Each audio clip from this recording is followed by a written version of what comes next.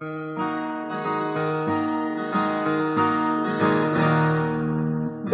legend says that a tinker by trade was killed by a farmer for things that he made. The tinkerman's body and wagon and mule were hidden below by that greedy old fool.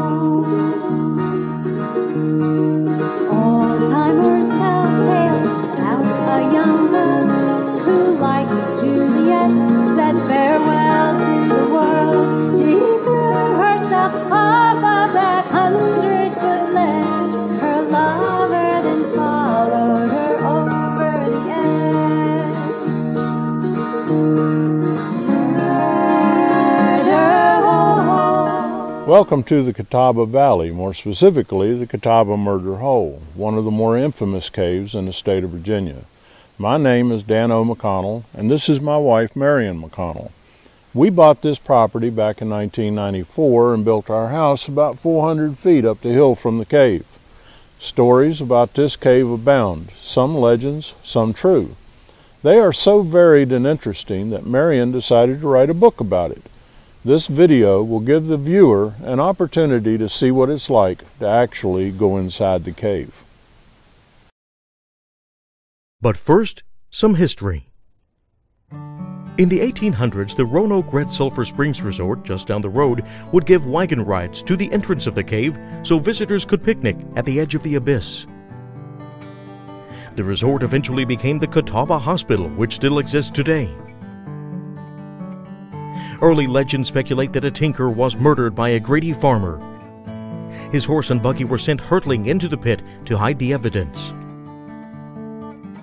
Other legends claim Civil War deserters hid in the cave. There are even rumors that Beale's treasure was hidden below. It is known that a young man, David Spencer, died in 1958 when his rope broke as he was beginning to rappel into the cave. You can read about this and other accidents, adventures, and trips into the cave in the book. There are photos that go as far back as the early 1900s, which were taken by George von Cromer. His daughter Alma Bailey and grandson Jim Bailey found George's scrapbook up in their attic and shared these priceless pictures.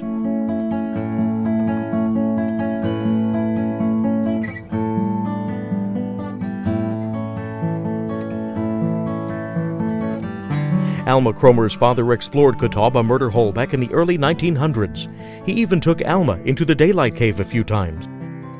Here are a few comments from Alma herself. We had a rope tied to that one little tree. The tree was about that big. Mm-hmm. And from that you went down, and then when you got there, of course, you walked around through the dead leaves and all that. Did you ever have any trouble getting out? Mm-mm. Just climb we were back all up? into mountain goats. He had his own rope ladders. And you told a tale that I've told many times, and I remember him telling it, that it was damp down there. They'd stay down there investigating and all, and they'd turn around to come home. The thing was no longer there. So it was up there. They had to get up on each shoulders to get up there and pull the thing back down. The earliest video of Catawba Murder Hole was provided by Ivan Sexton, who grew up in the area and went into the cave in 1988 with his buddy Porky. It's a great way to see how not to go into a cave, but it does show how many did it in the early days and somehow survived. Notice they are not wearing helmets or using ropes or any safety gear. Come on, Pork, you can do it. I'm getting all this on film. Yeah. It took over 2 decades, but Ivan recently visited the murder hole and did it the right way. But for now, you can see that boys will be boys.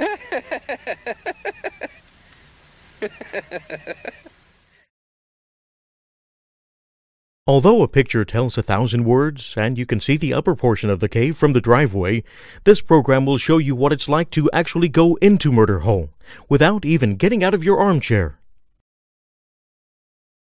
The area around Catawba Murder Hole is covered with limestone caves and sinkholes. At this point, none of them are connected to Murder Hole, but you never know. Murder Hole is a vertical cave, which means it takes ropes to get in and out of it safely.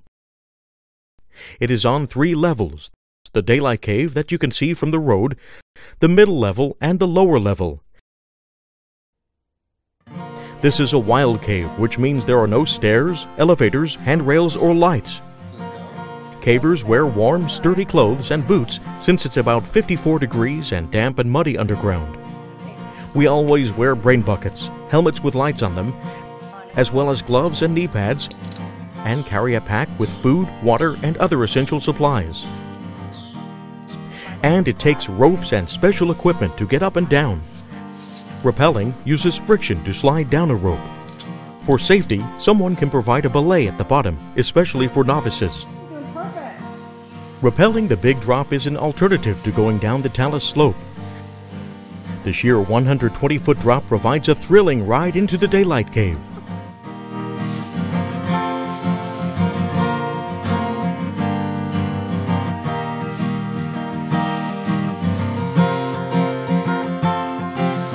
The daylight cave is very photogenic since it's topless.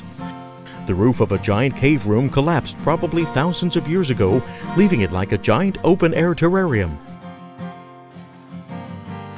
But from the far back of the daylight cave, it becomes obvious that the opening is quite small compared to the size of the room. There are jack-in-the-pulpits, ferns, frogs, and cave salamanders here. And often there is a mist that rises and lowers depending on the outside air temperature. Unfortunately, there was also a lot of trash in the cave that people had thrown in from the top.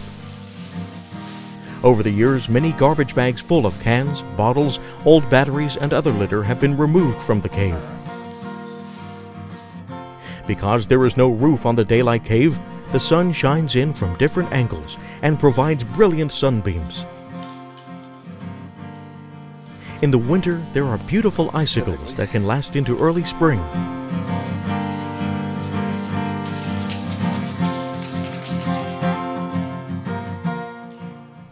In the back of the daylight cave, there is a small room we call the Boy Scout room. It's a little bit of a challenge getting into it, which proves that scouts back then were either pretty small or very determined. Probably both.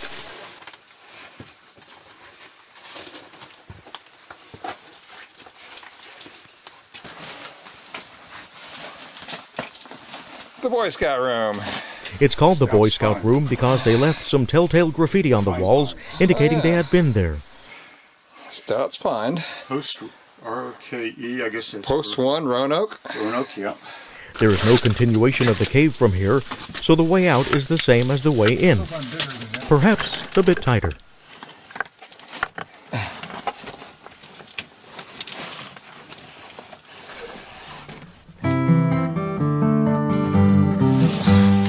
From the daylight cave, there are 2 ways to enter the rest of the cave.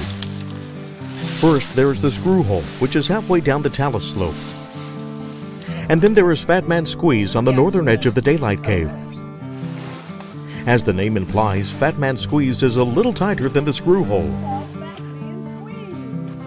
From the map, it can be seen that Fat Man Squeeze is the lower access from the daylight cave to the middle section. Because Fat Man Squeeze is so tight, it was an excellent place to practice getting a patient out of a cave during a practice rescue session. It was a most interesting extraction because we really didn't know if he would fit or not. If this had been a real rescue, the passage most likely would have been enlarged. Well.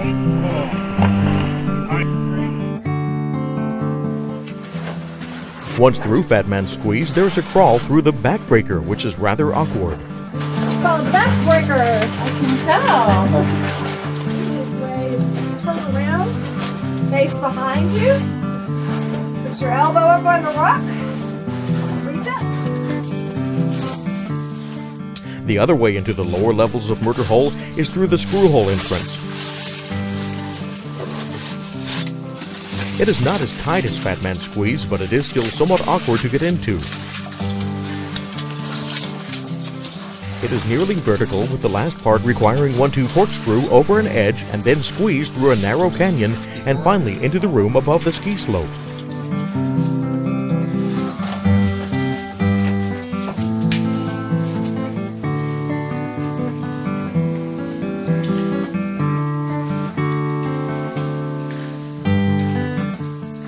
room above the ski slope is heavily decorated and includes a very nice set of formations called Thor's Twins. At the base of one of the twin stalagmites is a nice rimstone pool in the shape of a dolphin.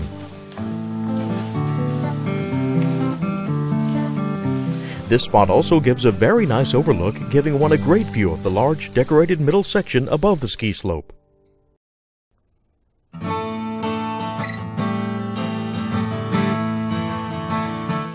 This is the ski slope, the only access to the rest of the middle section of the cave. It is about 70 feet long and looks like you could slide down. But a rope is really required because off to the right is a drop to the lower level 75 feet below.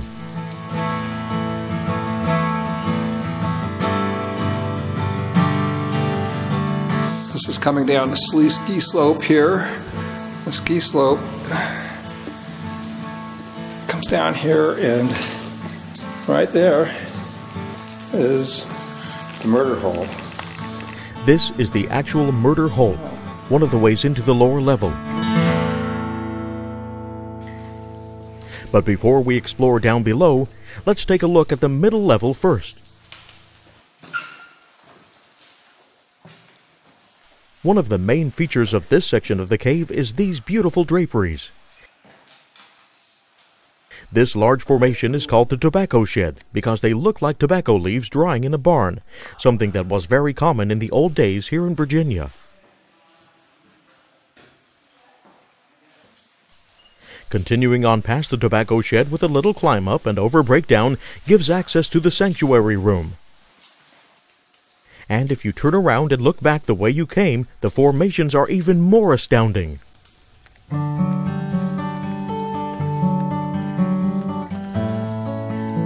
An interesting fact is that the middle level actually goes under the driveway that is next to the talus slope. Luckily, there is plenty of rock between the driveway and this large room in the middle level. The sanctuary room is the end of the middle level. Special places can be found in and around this area.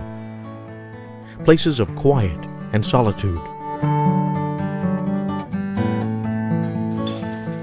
Down on the right in the back end of the sanctuary room is the Nutcracker, a very narrow crevice with sharp edges which leads down to the Popcorn Palace.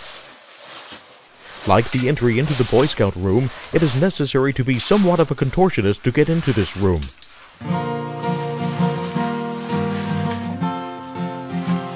The Popcorn Palace. Popcorn on the ceiling over here. Yeah.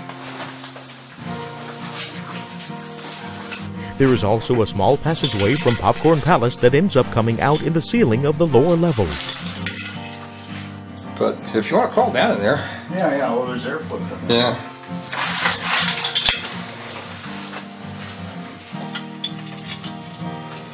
Oh, yeah, here's a drop.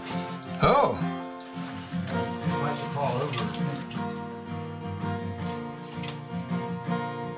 The profile map of the cave shows the location of the Popcorn Palace and where this connection into the lower level is.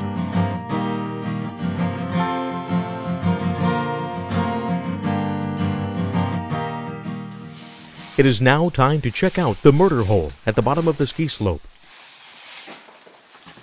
Instead of climbing hand over hand down a steel cable like they did in times of past, we use modern ropes and vertical gear to go into the depths of the lower level. Nice ledge down there. Okay. This is a good place to talk about how important training and practice is for vertical rope work. We have seen over 25 feet of water in this lower level, so the first person going down needs to know how to switch from a rappel to a climb while on rope in case the lower level is flooded. In this case, a changeover was not required as there was a ledge that could be reached before getting to the bottom. That water is really green. Shows up really green in the video. Yeah, it is. It was just as well because on this day the lower level was in fact flooded. At least 5 feet. At least, yeah. Wow, that's really green.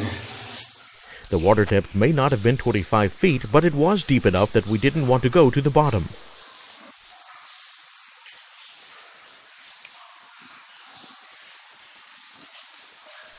This is the old cable that early explorers apparently used to get in and out using the very dangerous and usually impossible hand-over-hand method.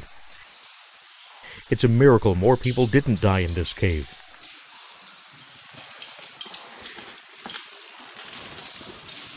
Since we didn't desire to rappel into waist-deep water, we used our sending gear to climb back up the rope.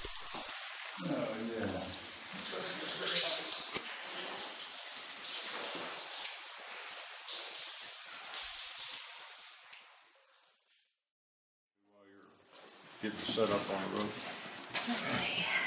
There is another way to get into the lower level, which is actually an easier drop. It is only about 30 feet west of the murder hole under a set of formations.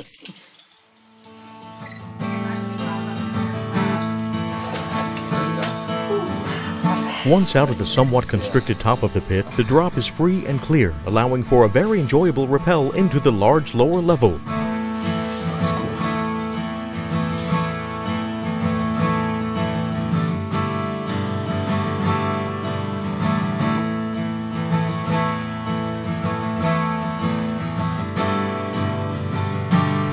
At this time, the bottom is not filled did with the same water, thing. only a small puddle, which can be easily avoided once the bottom is Oh, reached. nice. Welcome to the big room. The eastern end of the big room contains some very nice and massive flowstone formations, rising up to a good 25 to 30 feet. The big room is large, measuring about 130 feet long by 60 feet wide and up to 70 feet high. Looking along the main axis of the room, the size of this chamber becomes obvious. And further toward the western end, the caver gives a good perspective to the grandeur of the lower level. The floor is covered in dark, slick mud and can be very treacherous to walk across. There is so much mud in this part of the cave because this room fills with up to 20 feet of water periodically. It never gets the chance to dry out between flood events, thus the slick and slimy mud. Walking over the slick mud toward the western end of the big room, the passage necks down to a smaller size, about 10 feet wide, although it is still walking. From here, our tour takes us through the upper part of the lower level, ascending upwards through a number of climbs and finally into the breakdown maze and the Boulder Room. There are a number of nicely decorated sections on the way to the breakdown maze. The formations are mostly massive draperies and flowstone along one wall of the passage.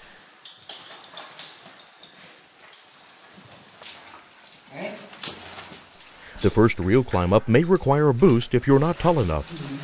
The upper part of the climb is smooth flowstone with a lack of good handholds. As the cave ascends, there is less and less mud, making it a lot easier to traverse the cave. The passage size also gets a bit smaller, especially compared to the big room.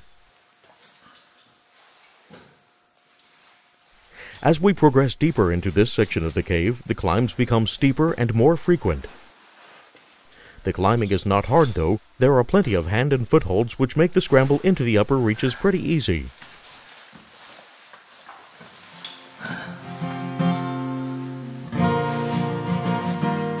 That's good. Yeah, that's good.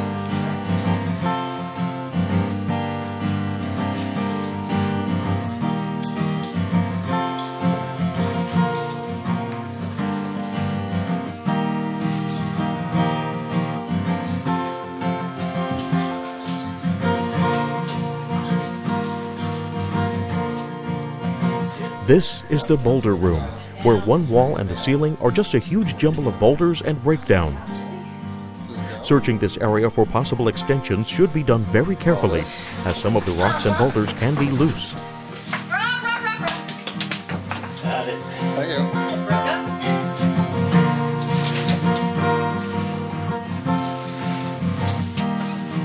Thank you.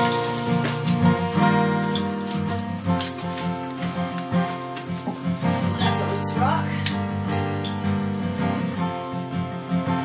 Want it to get to look, see?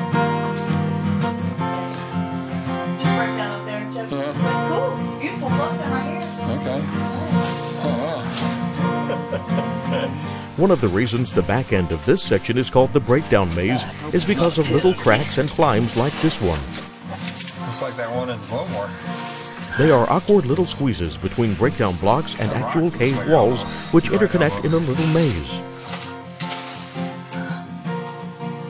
Most of the connections are impassable, but they are short enough you can see your caving buddy through them.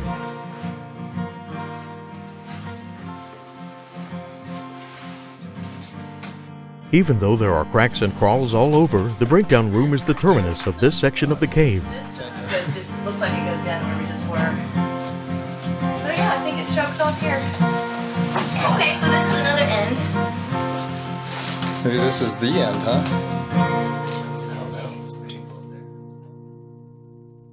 There is also a lower level passage which leads to the Coriolis Sump, the lowest part of the cave, which is 254 feet below the lip of the Daylight Cave. It is very muddy in this section of the cave, as can be seen from this photo of Cheryl Jones holding some webbing which stands on end because of all the thick, sticky mud. This photo by Doug Feller shows how the walls, the floor, and ceiling too are totally coated with this thick, gooey mud.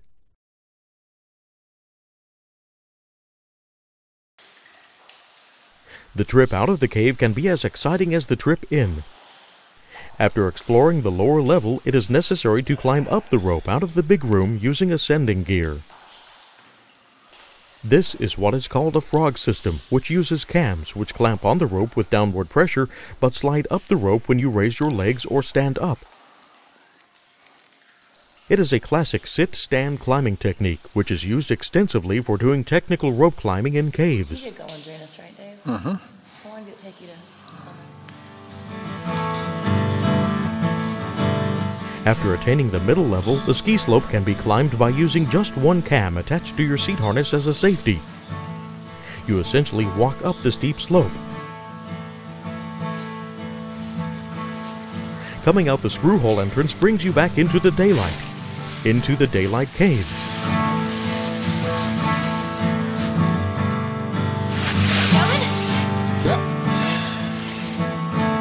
But it is still necessary to climb out, either up the talus slope or the Big Drop, which is a nice 100-foot climb. On this day, we chose to climb up the rope, which gives you time for some excellent views of the Daylight Cave. And in many ways, it is sometimes easier to just climb up the rope than it is to rock climb up the talus slope.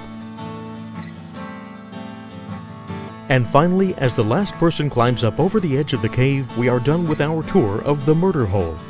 A most extraordinary cave and a delight to explore. Thanks for joining us on a journey into this amazing place. We are so blessed to be the stewards of this land. For more information about visiting the cave or getting a copy of the book or the Murder Hole movie, just see the credits at the end. And again, thanks for dropping in.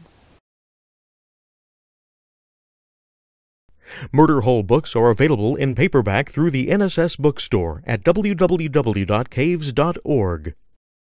For hardbacks and or more information about the Murder Hole, you can contact marian.mcconnell@gmail.com or call 540-309-4707.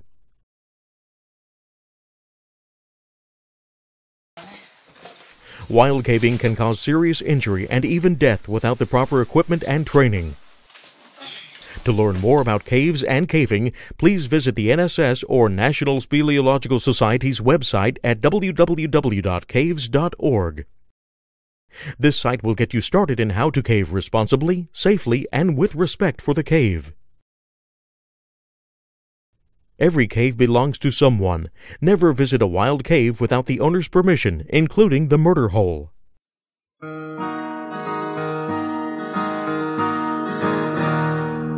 One legend says that a tinker by trade was killed by a farmer for things that he made. The tinkerman's body and wagon and mule were hidden below by that greedy old fool. Old-timers tell tales about a young girl who liked Juliet.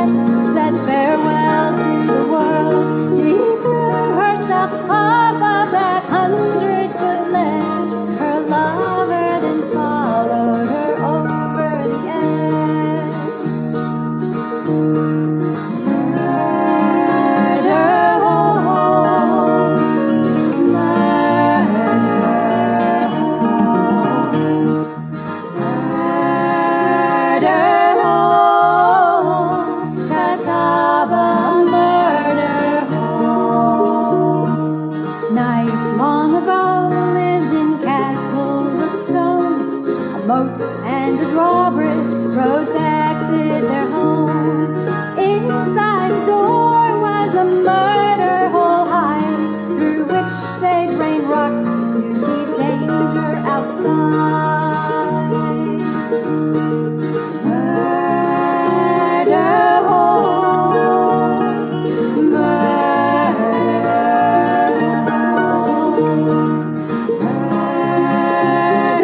hole, Catawba Murder Hole. Yes, a man died in the 50s. Some chemicals got on his throat. Just as he started rappelling, his rope made of hemp broke. Legends of murder and lovers and knights. Only the cave knows the truth from the lies. She's been here for ages, she'll outlive us all. Her stories will echo down her dark wall. Murder hole, murder hole, murder hole, Catawba Murder Hole. Catawba Murder Hole is a really special place where adventures have been had and friends have been made. But even more special, there is still more cave to be found. Oh boy. Yeah.